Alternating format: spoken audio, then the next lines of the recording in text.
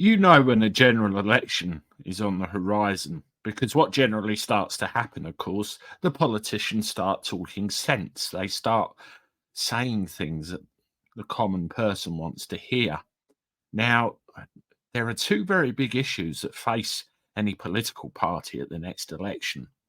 That's all of these anti car policies that seem to be cropping up and the migrant problem in the channel.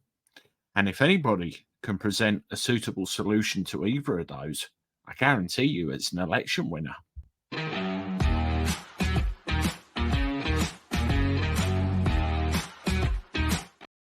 Hello, everybody. Welcome back to the channel.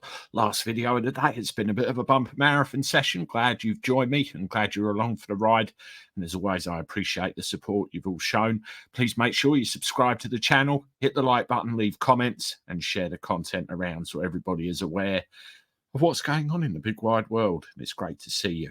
Well, yes, migrants, anti-car policies, and of course there's cost of living and various other things that affect us all on a daily basis.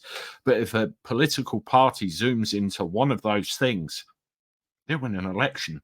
And then they start talking about all of these things as if they really matter and they're going to sort them out and it's the be all and end all. And of course, when they get in, it all disappears.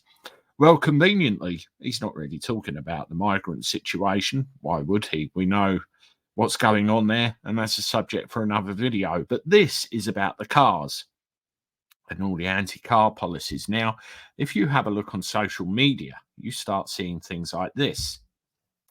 Plan for drivers, free up bus lanes when not in use, fines for overrunning street works, and new national parking platform.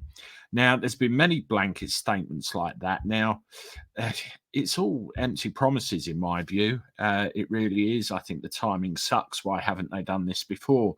The only one that sticks out to me there is new national parking platform. They're talking about one app to control all of the parking everywhere. All right, it might put these cowboy bloody parking firms out of business, but it's a bit too centralized for my liking. How about we just pay with cash like we used to? That would be good, wouldn't it? And the other thing as well, they start making all of these videos, oh, I'm going to do this, I'm going to do that. Let me show you this one here, a latest thing that Rishi Sunak has come out with. This is taken from his Twitter feed. I'm slamming the brakes on the war on motorists. It's as simple as that. One thing that I've realized, politicians for too long, they always want to make short-term decisions, take the easy way out without any thinking about how that is actually just going to impact ordinary people. And this war on motorists is a perfect example of that. I've been very clear when I was Chancellor, I wanted to support people because most people use their cars to get around. That's why I cut and then froze fuel duty, something that Sun rightly campaigned on, that's saving people about £100 in the last year alone. But what we want to do now is make sure that all these kind of harebrained schemes to force on local communities, whether it's low traffic neighborhoods, whether it's the blanket 20 mile an hour speed limits, all of that, we need to stop. I'm slamming. There you go. On the face of it, he sounds like he's talking sense and he's telling us exactly what we want to hear. But the problem is, of course, seldom do they. And if you look underneath the surface of all of this, you see there's a lot more to it. And I do wonder how much is going on. Coupled with that, there's a new website that's, or press release that's been delved out by the government, which I'll share with you now. And here it is. I'll make it full screen so you can see it or see it more clearly.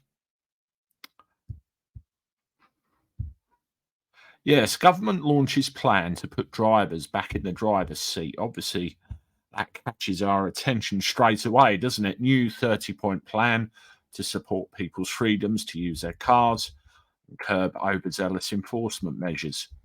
And you can see all of the things there. Statement by Mark Harper, the guy that approved a sign to put a toll on the Blackwall Tunnel. With various points. I'll leave a link in the description so you can read all this at your leisure. But it's various common sense policies that really we're interested in. We want to know that the government isn't going to completely balls it up for us anymore. It all goes completely against the understood agenda which we're all waking up to and that we all see. So personally, I don't believe a word of it and believe it's for electioneering purposes only. Let me know what you think in the comments below, and we'll see how it goes. Thank you very much. I will see you Sunday for a live stream, normal live stream. If you look tonight, I've scheduled last Sunday's live stream that we did on Facebook, so you can catch up with that if you missed it, if you're not on any of those other platforms. And then Monday, it'll be start of another week with a fresh load of content and back to normal business. Thanks again. Toodaloo.